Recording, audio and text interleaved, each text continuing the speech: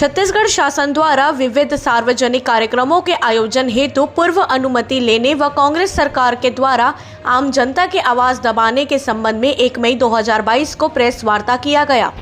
महापुरुषों के छाया चित्रों का विधिवत पूजन कर देवजीभाई पटेल, अशोक बजाज, प्रहलाद रजक, अनिल अग्रवाल ने पत्रकारों को संबोधित करते हुए बताया कि छत्तीसगढ़ शासन के भूपेश सरकार द्वारा एक तुगलकी आदेश जारी कर प्रदेश भर के सभी निजी, सार्वजनिक, धार्मिक, राजनीतिक एवं अन्य संगठनों द्वारा प्रस्तावित आयोजनों पर जिसमें भीड़ आती है उसे रोकने के लिए 22 अप्रैल 2022 को 19 बिंदुओं की शर्त लगाई है और इसका कठोरता से पालन सुनिश्चित करने को कहा है,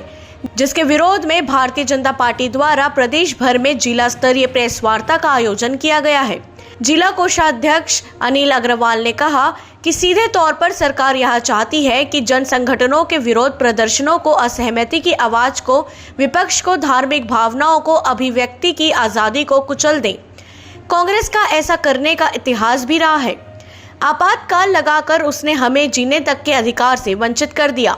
अनुसूचित जाति मोर्चा के राजू पाटिल ने कहा कि सरकार 15 दिन के भीतर अपना यह काला आदेश वापस ले, अन्यथा भारतीय जनता पार्टी लोकतंत्र की रक्षा में जेल भरो आंदोलन समेत हर तरह के आंदोलन करने, बलिदान देने, सड़क पर उतरने को मजबूर होगी और इसकी सारी जिम्मेदारी कांग्रेस की सरकार की होगी।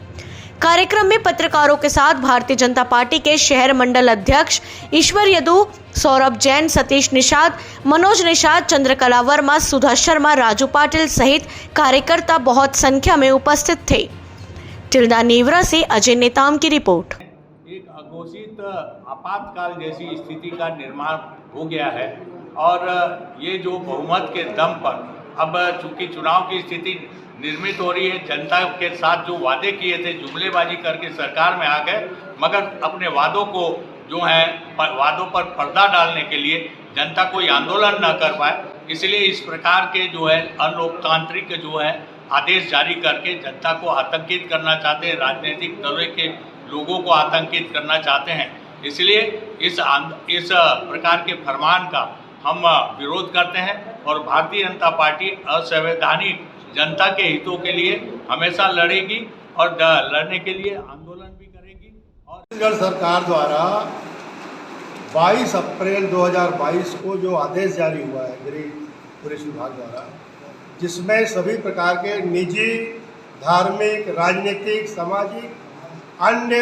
प्रकार की गतिविधियों के संचालन के लिए, आंदोलन करने के लिए, धरना प्रदर्शन, जुलूस निकालने के लिए जो बंदिश लगाई गई है, इसमें हलफनामा देने का जो प्रावधान रखा गया है, ये पूरी तरह असंवैधानिक है